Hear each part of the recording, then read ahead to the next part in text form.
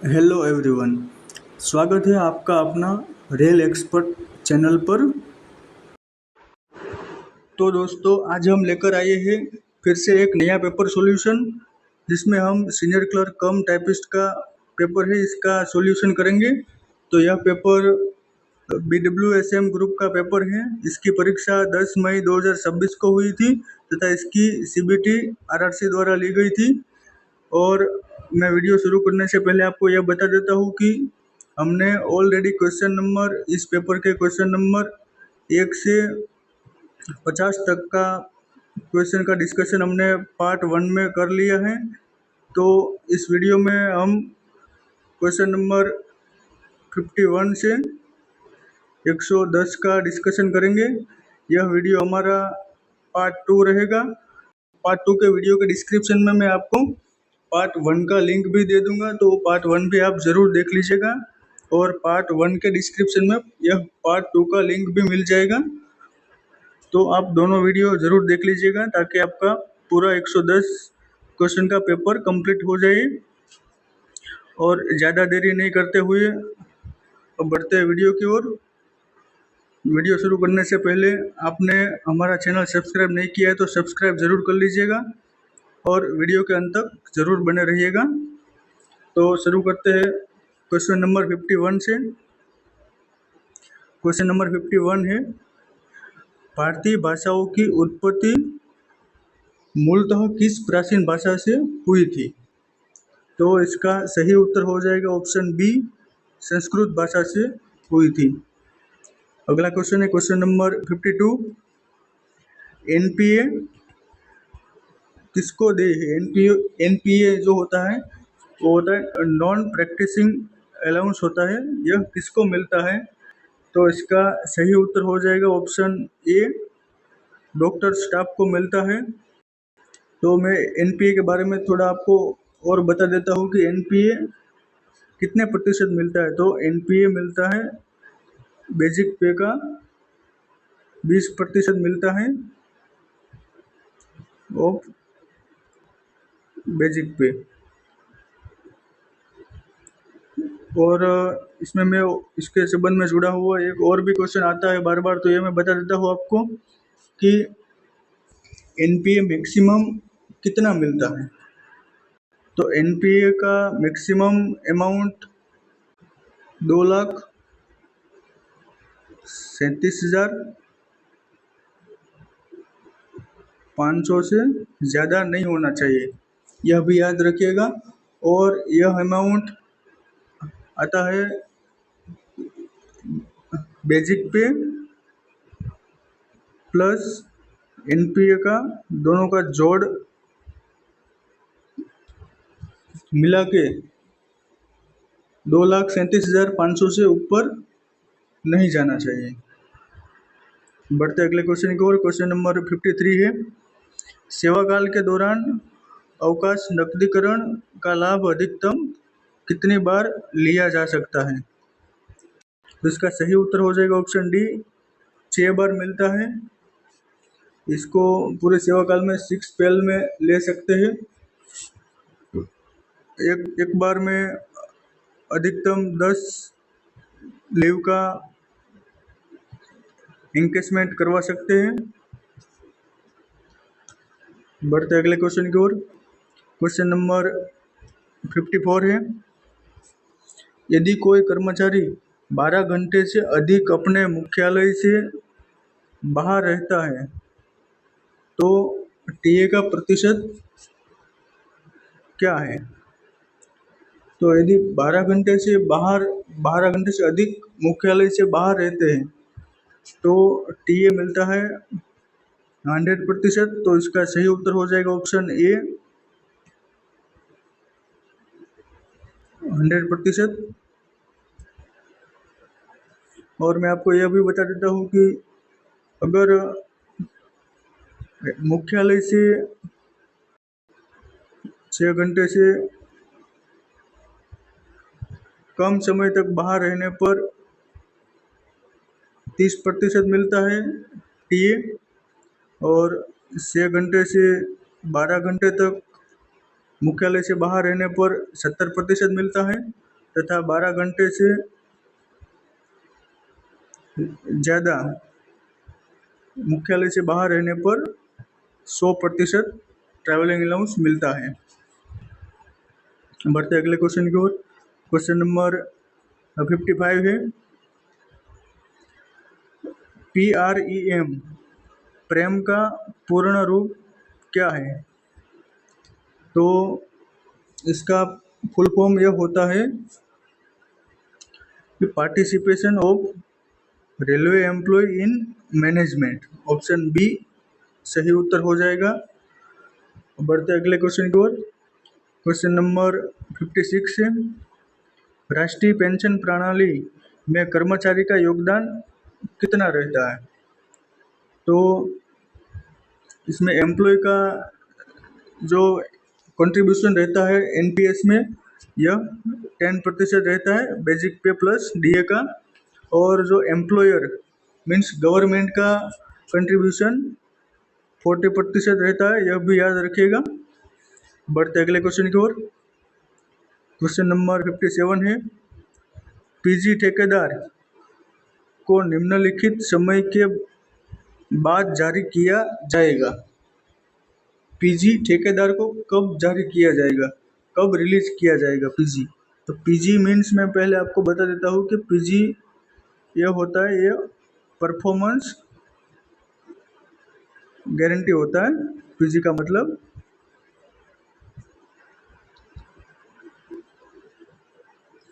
तो ये पीजी कब रिलीज किया जाता है कॉन्ट्रैक्टर को, इस क्वेश्चन में यह पूछा है। तो इसका सही उत्तर हो जाएगा ऑप्शन ए, भौतिक कार्य का समापन के बाद, कंप्लीशन ऑफ फिजिकल वर्क, उसके बाद में पीजी रिलीज किया जा सकता है। अब बढ़ते अगले क्वेश्चन की ओर। क्वेश्चन नंबर 58 है, वाई श्रेणी में रहने वाले रेलवे कर्मचारी के मकान किराए भत्ते की दर क्या है? तो इसका सही उत्तर हो जाएगा ऑप्शन बी, 20%। तो इसके संबंध में मैं आपको यह बता देता हूँ कि टोटल एचआरए को 3 क्लासिफिकेशन में बांटा गया है। तो इसमें एक्स, वाई और जेड आता है। तो एक्स श्रेणी में जो आते हैं उसको 30% मिलता है एचआरए। वाई श्रेणी में जो आते हैं उसको 20% एचआरए दिया जाता है। और जेड श्रेणी में आते हैं उसको 10% एचआरए दिया जाता है, यह भी याद रखिएगा। बढ़ते अगले क्वेश्चन की ओर। क्वेश्चन नंबर 59 है, प्राण का फुल फॉर्म क्या होता है? तो इसका सही उत्तर हो जाएगा option D, permanent retirement account number. अब बढ़ते अगले क्वेश्चन की ओर। क्वेश्चन नंबर 60 है, आरडीएसओ का पूर्ण रूप क्या है? तो आरडीएसओ का पूर्ण रूप होता है research design and standard organisation. Option A सही उत्तर हो जाएगा। हम बढ़ते अगले क्वेश्चन की ओर। क्वेश्चन नंबर 61 है, सीपी ग्राम्स का पूर्ण रूप क्या है? तो सीपी ग्राम्स का पूर्ण रूप है centralise public grievance redress and monitoring system. तो ऑप्शन सी सही उत्तर हो जाएगा। बढ़ते अगले क्वेश्चन की ओर। क्वेश्चन नंबर 62 है, राजभाषा नियम के अनुसार रतलाम किस क्षेत्र में आता है? तो रतलाम मध्य प्रदेश में पड़ता है, तो मध्य प्रदेश क क्षेत्र में आता है। तो ऑप्शन ए सही उत्तर हो जाएगा 62 का। अब बढ़ते अगले क्वेश्चन की ओर। क्वेश्चन नंबर 63 है, मंडल राजभाषा कार्यान्वयन समिति के अध्यक्ष कौन होते हैं? तो इसका सही उत्तर हो जाएगा ऑप्शन बी, मंडल राजभाषा कार्यान्वयन समिति का अध्यक्ष मंडल रेल प्रबंधक होते हैं तथा इसका सचिव कौन होता है यह पूछा जाए तो सचिव होते हैं राजभाषा अधिकारी या तो वरिष्ठ राजभाषा अधिकारी भी होते हैं। तो बढ़ते अगले क्वेश्चन की ओर। क्वेश्चन नंबर 64 है, आरटीआई अधिनियम के किस अनुभाग के तहत किसी भी नागरिक को कुछ ऐसी सूचनाएं उपलब्ध कराने से बाध्यता नहीं होगी जिन्हें प्रकटीकरण से छूट प्राप्त है? इसका सही उत्तर ऑप्शन डी हो जाएगा। बढ़ते अगले क्वेश्चन की ओर।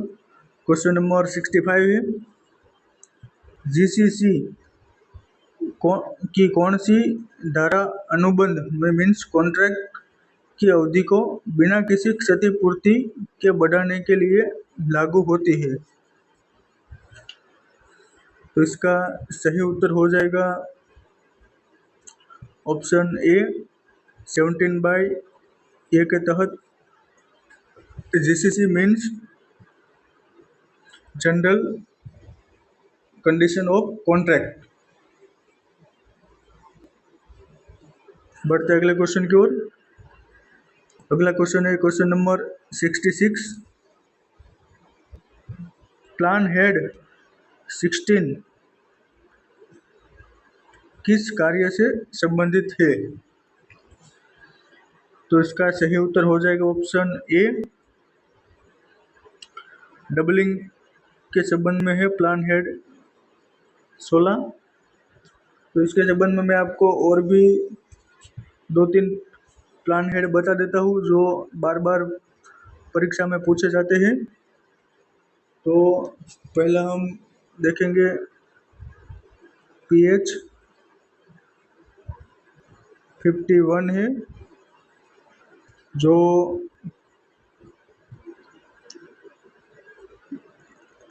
SBF स्टाफ वेलफेयर तथा स्टाफ क्वार्टर के संबंध में है। फिर है PH प्लान हेड 65, यह ट्रेनिंग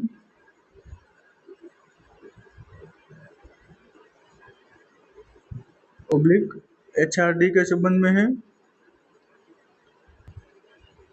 दूसरा है PH नंबर 21, यह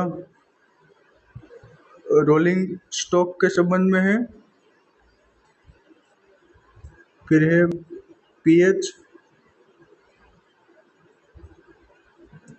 31 नंबर, यह है ट्रैक रिन्यूअल के संबंध में है।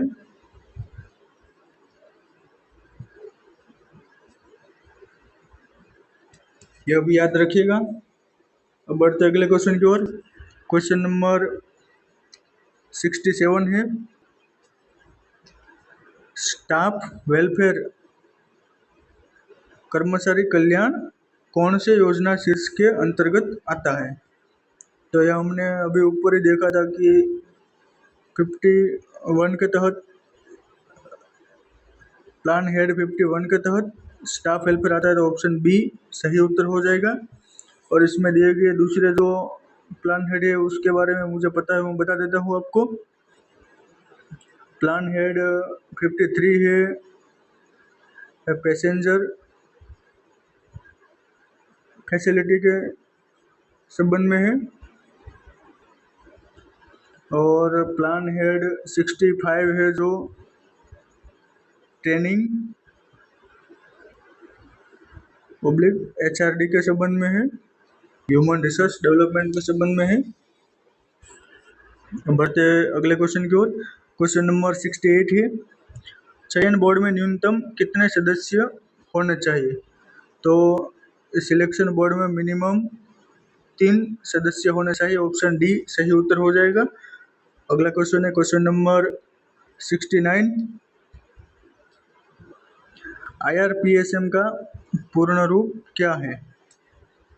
तो इसका सही उत्तर हो जाएगा option C, Indian railway project sanction and management. बढ़ते अगले क्वेश्चन की ओर। क्वेश्चन नंबर 70 है, HOAR के अनुसार सीनियर क्लर्क की श्रेणी क्या है? सीनियर क्लर्क कौन से क्लासिफिकेशन में आते हैं? तो इसका सही उत्तर हो जाएगा ऑप्शन ए, कंटिन्यूस में आते हैं। इसमें कंटिन्यूस क्लासिफिकेशन में मिनिमम 48 आवर्स प्रति वीक का कार्य घंटा रहता है, यह भी याद रखिएगा। और मैं साथ साथ में आपको ये बाकी की श्रेणियां जो है उसका भी प्रत्येक वीक में कितने घंटे काम करना होता है यह मैं बता देता हूँ। तो कंटिन्यूस में तो हमने देख लिया, कंटिन्यूस में 48 आवर्स काम करना रहता है प्रति वीक। इंटेंसिव श्रेणी में जो आते हैं उसको 42 आवर्स काम करना रहता है प्रति वीक। और EI श्रेणी में जो आते हैं उनको 60 या तो 77 आवर्स काम करना रहता है प्रति वीक। और एक्सक्लूडेड श्रेणी में जो आते हैं उसको प्रति वीक का 72 आवर्स काम करना रहता है, यह भी याद रखिएगा। अब बढ़ते अगले क्वेश्चन की ओर। क्वेश्चन नंबर 71 है, संवेदनशील पदों पर कार्यरत कर्मचारियों को खाली जगह वर्ष की सेवा पूरी होने पर स्थानांतरित किया जाना चाहिए। तो जो सेंसिटिव पोस्ट पे काम करने वाले कर्मचारी रहते हैं उनको मैक्सिमम मतलब 4 साल हो जाने के बाद 4 साल की सेवा एक स्थान पे करने के बाद उसका ट्रांसफ़र किया जाना चाहिए। बढ़ते अगले क्वेश्चन की ओर। क्वेश्चन नंबर 72 है, D&AR केस के तहत मतलब NIP जारी होने के बाद अपील दाखिल करने की समय सीमा कितने दिनों की है? तो DR रूल के तहत NIP जारी होने के बाद अपील दाखिल करने की समय सीमा होती है 45 डेज। ऑप्शन सी सही उत्तर हो जाएगा। बढ़ते अगले क्वेश्चन की ओर। क्वेश्चन नंबर 73 है, निम्नलिखित में से कौन सा पश्चिमी रेलवे में एक मंडल मुख्यालय नहीं है? तो पश्चिम रेलवे में पहले तो मैं आपको बता देता हूँ कि टोटल 6 डिवीज़न है। तो उसमें आता है एक तो MMCT जो मुंबई है, मुंबई डिवीज़न, BRC है जो बड़ोदरा डिवीज़न है, और जो सूरत है वो नहीं आता है, तो ऑप्शन सी सही उत्तर हो जाएगा। और RJT है जो है राजकोट मंडल। और दूसरे 3 मंडल में आपको बता देता हूँ, एक तो ADI जो अहमदाबाद मंडल है, दूसरा है BVP जो भावनगर मंडल है, तथा एक है RTM जो रतलाम मंडल है। तो यह 6 डिवीज़न है जो वेस्टर्न रेलवे में आते हैं, यह भी याद रखिएगा। अब बढ़ते हैं अगले क्वेश्चन की ओर। क्वेश्चन नंबर 74 है, ऑफिस में एड येलो नोट क्या है? येलो नोट यह है जो एक मतलब जिसमें हम नोटिंग करते हो, वो कोई आगे का अधिकारी को या तो सुपरवाइजर को हम भेजते हैं तो वो एडिट करके कंफर्म करके ग्रीन नोट में कन्वर्ट कर सकता है। तो यह एडिटेबल नोट है एक। तो इसका सही उत्तर हो जाएगा option B, for draft noting work. बढ़ते अगले क्वेश्चन की ओर। क्वेश्चन नंबर 75 है, एक रेलवे कर्मचारी को सेवानिवृत्ति पर खाली जगह अधिकतम अवधि तक सामान्य किराए पर रेलवे आवास बनाए रखने की अनुमति दी जा सकती है।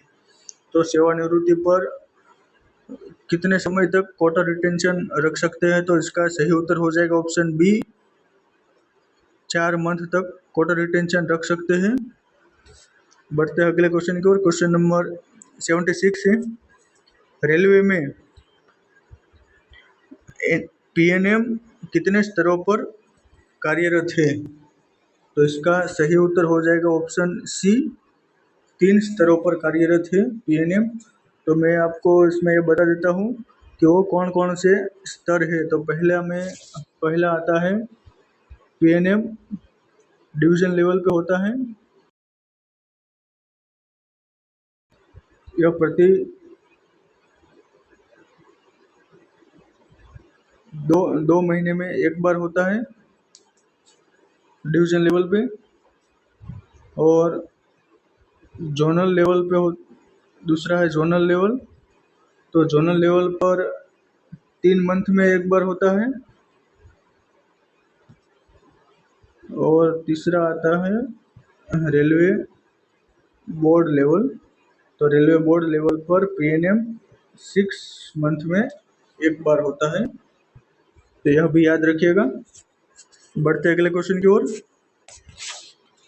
क्वेश्चन नंबर 77 है, राजभाषा अधिनियम की धारा 3/3 के अंतर्गत आने वाले दस्तावेज किस भाषा में जारी किए जाएंगे?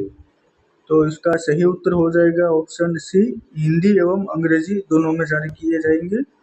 बढ़ते अगले क्वेश्चन की ओर। क्वेश्चन नंबर 78 है, मंडल रेलवे प्रबंधक निम्नलिखित के लिए पात्र है। तो मतलब मंडल रेल प्रबंधक को कौन सा पास दिया जाता है? तो इसका सही उत्तर हो जाएगा ऑप्शन ए, सिल्वर पास दिया जाता है मंडल रेल प्रबंधक को। बढ़ते अगले क्वेश्चन की ओर। क्वेश्चन नंबर 79 है, स्वयं के अनुरोध पर स्थानांतरण होने पर कंपोजिट ट्रांसफर ग्रांट सीटीजी कितना मिलता है? तो इस मामले में मतलब स्वयं के अनुरोध पर जब स्थानांतरण होता है तब सीटीजी कुछ भी नहीं मिलता है। तो ऑप्शन सी सही उत्तर हो जाएगा, 0। सीटीजी मात्र एडमिनिस्ट्रेटिव ग्राउंड ट्रांसफर या तो रिटायरमेंट के मामले में दिया जाता है। अब बढ़ते अगले क्वेश्चन की ओर। क्वेश्चन नंबर 80 है, सरकारी कर्मचारियों के वेतन निर्धारण करने के लिए 1/16 से कितने वेतन स्तर शुरू किए गए? निम्नलिखित में से सही उत्तर सुने। तो 1/16 से मीन्स 1/16 से आया 7 CPC। तो 7 CPC में कितने वेतन स्तर है? तो इसका सही उत्तर हो जाएगा ऑप्शन सी, 18 वेतन स्तर है 7 CPC में। बढ़ते अगले क्वेश्चन की ओर। क्वेश्चन नंबर 81 है, अनुकंपा के आधार पर नियुक्ति के लिए कौन पात्र नहीं है?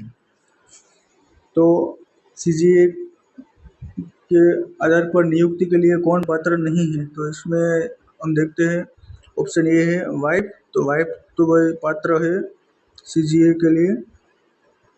दूसरा है ऑप्शन बी हस्बैंड। तो हस्बैंड भी सीजीए के लिए पात्र है। और सन, तो सन भी पात्र है। तो इसका सही उत्तर हो जाएगा option D, none of this.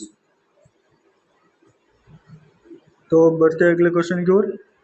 Question number 82 है, महात्मा गांधी अंतर्राष्ट्रीय हिंदी विश्वविद्यालय किस शहर में है? तो इसका सही उत्तर हो जाएगा ऑप्शन डी, वर्धा शहर में है महात्मा गांधी अंतर्राष्ट्रीय हिंदी विश्वविद्यालय। बढ़ते अगले क्वेश्चन की ओर। क्वेश्चन नंबर 83 है, 7वें वेतन आयोग के तहत देय न्यूनतम पेंशन क्या है? 7 CPC के तहत मिनिमम पेंशन क्या है? तो इसका सही उत्तर हो जाएगा ऑप्शन सी, 9,000 है मिनिमम पेंशन। तो इसमें मैं आपको थोड़ा बता देता हूँ कि जो पेंशन होता है वो जितना बेसिक पे होता है उसका 50% मिलता है। तो 7 CPC में मिनिमम बेसिक पे है 18,000, तो इसका 50% मतलब ये 9,000 हुआ, तो मिनिमम पेंशन 9,000 हो जाएगी। और मैक्सिमम पेंशन का भी क्वेश्चन एक आता है। तो 7 CPC में मैक्सिमम बेसिक पे 2.5 लाख है, जो लेवल 18 का बेसिक पे है 2.5 लाख मैक्सिमम बेसिक पे। तो इसका आधा मतलब मैक्सिमम पेंशन हो जाएगा 1,25,000, यह भी याद रखिएगा। बढ़ते अगले क्वेश्चन की ओर। क्वेश्चन नंबर 84 है, group B junior scale officer का प्रारंभिक वेतन स्तर क्या है? तो इसका सही उत्तर हो जाएगा ऑप्शन बी, लेवल 8 है group B junior scale officer का प्रारंभिक वेतन स्तर। बढ़ते अगले क्वेश्चन की ओर। क्वेश्चन नंबर 85 है, रिवोकेशन ऑफ सस्पेंशन के लिए कौन सा मानक फॉर्म जारी किया जाता है? तो रिवोकेशन ऑफ सस्पेंशन के लिए मानक फॉर्म 4 जारी किया जाता है, SF4। तो ऑप्शन बी सही उत्तर हो जाएगा। इसमें दिए गए तो दूसरे ऑप्शन है, इसका मैं बता देता हूँ। तो SF2 जो है वो डीम्ड सस्पेंशन के लिए है, और SF5 है, 5 के तहत आता है मेजर पेनल्टी,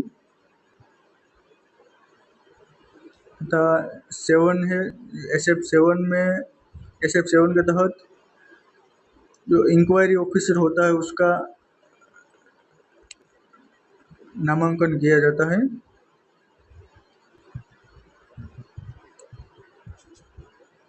यह भी याद रखिएगा। बढ़ते अगले क्वेश्चन की ओर। क्वेश्चन नंबर 86 है,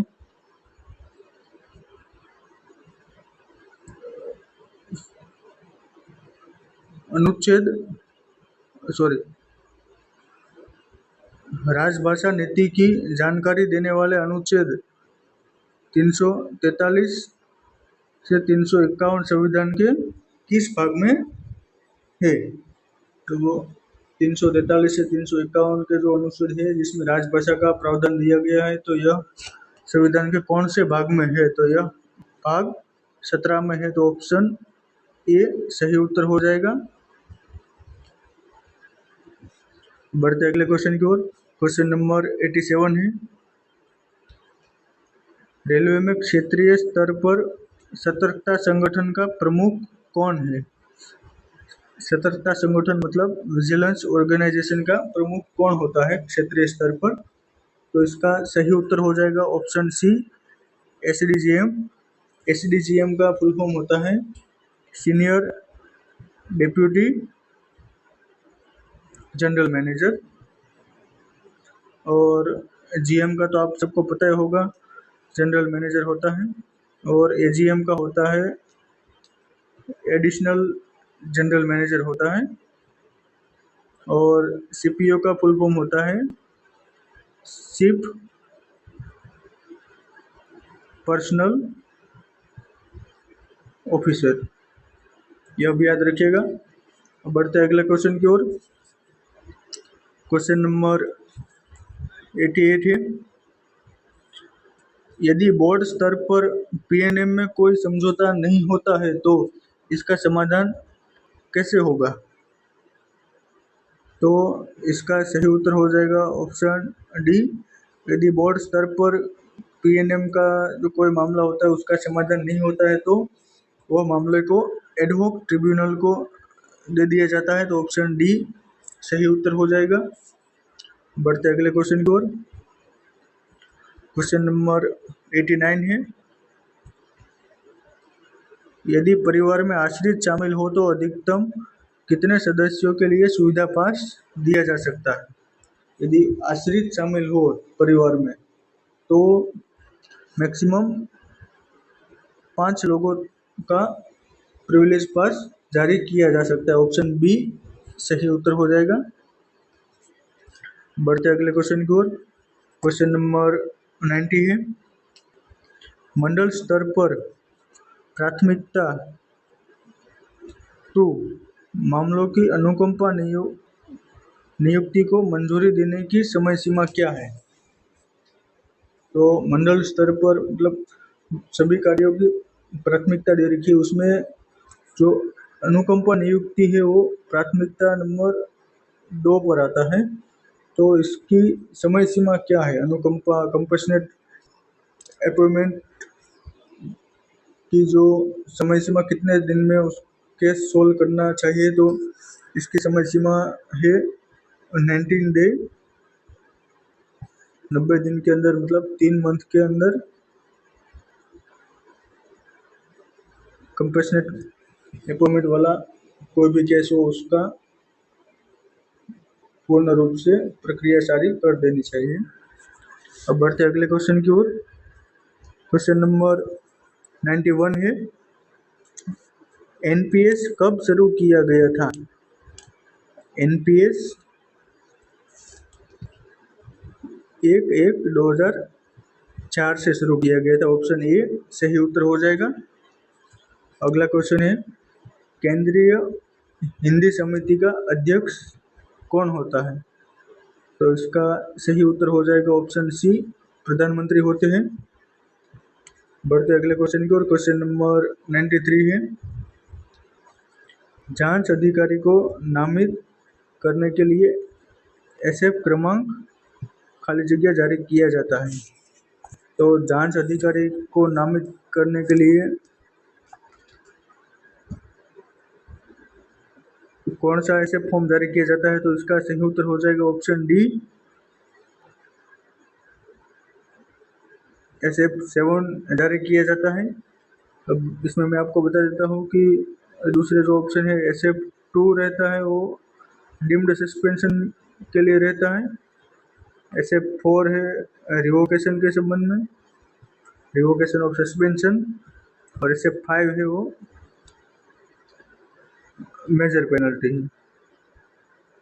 यह भी याद रखिएगा। बढ़ते अगले क्वेश्चन की ओर। क्वेश्चन नंबर 94 है, संविधान के किस अनुच्छेद में हिंदी भाषा के विकास के लिए निर्देश दिए गए हैं। तो इसका सही उत्तर हो जाएगा ऑप्शन बी, अनुच्छेद 51 में हिंदी भाषा के विकास के निर्देश दिए गए हैं। अगला क्वेश्चन है क्वेश्चन नंबर 95, एमएसपी एक प्रकार का खाली जगह है। एमएसपी एक प्रकार का क्या है, तो एमएसपी एक प्रकार का फाइनेंशियल अपग्रेडेशन है, यह कोई प्रमोशन नहीं है, इसमें खाली वित्तीय लाभ दिया जाता है। और मैं आपको बता देता हूँ कि एमएसपी का फुल फॉर्म क्या होता है। तो एमएसपी का फुल फॉर्म होता है modified assure career progression scheme होता है, यह भी याद रखिएगा। और एमएसपी कब आया था, कब से लागू हुआ, तो इसका भी मैं आपको बता देता हूँ। एमएसपी 1/9/2008 से लागू हुआ, यह भी याद रखिएगा। बढ़ते अगले क्वेश्चन की ओर। क्वेश्चन नंबर 96 है, राजभाषा आयोग के प्रथम अध्यक्ष कौन थे। तो राजभाषा आयोग के प्रथम अध्यक्ष बीजी खेर थे, बाल गंगाधर खेर थे। ऑप्शन बी सही उत्तर हो जाएगा। बढ़ते अगले क्वेश्चन की ओर। क्वेश्चन नंबर 97 है, गैर चयन पदों में अनुमानित रिक्तियों एंटिसिपेटेड वैकेंसी कितने महीने तक की ली जाती है। तो इसका सही उत्तर हो जाएगा ऑप्शन बी, 12 महीने तक की एंटिसिपेटेड वैकेंसी ली जाती है। गैर सिलेक्शन मतलब नॉन सिलेक्शन पोस्ट के लिए। और वही अगर सिलेक्शन पोस्ट का पूछे तो सिलेक्शन पोस्ट में 15 मंथ की वैकेंसी ली जाती है, एंटिसिपेटेड वैकेंसी, यह भी याद रखिएगा। बढ़ते अगले क्वेश्चन की ओर।